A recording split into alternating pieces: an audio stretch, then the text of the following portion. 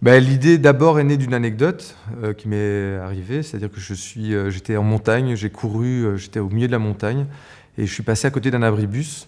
Et à ce moment-là, j'avais les cheveux mi-longs, même voire longs, et je suis tombé sur quelqu'un qui me ressemblait totalement, complètement.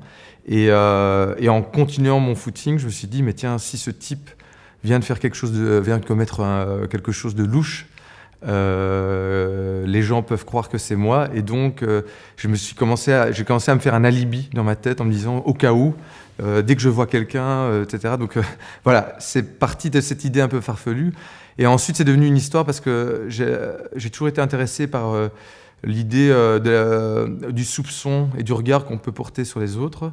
Et je voulais raconter une histoire je voulais raconter cette histoire, c'est-à-dire comment, si quelqu'un soupçonnait de quelque chose, soupçonnait de meurtre ici en l'occurrence, comment le regard des proches, de sa femme, de ses amis, va tout doucement changer, et comment quelqu'un d'observé réagit à ce regard, et comment, à partir de ce moment-là, automatiquement, tout ce qu'il va faire peut être interprété à charge ou à décharge. Donc c'est vraiment un film sur le regard et sur le fait qu'on est multiple et qu'on ne sait jamais exactement qui est l'autre.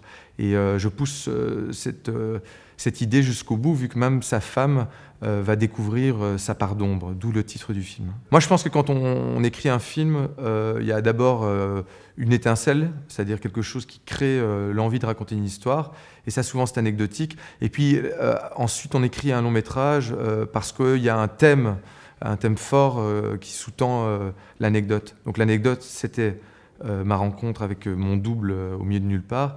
Et ensuite, ce que je voulais vraiment raconter, c'était plutôt un film sur le soupçon et sur le doute. Et c'est ça qui a nourri toute la narration et qui en a fait le thriller psychologique que j'ai écrit.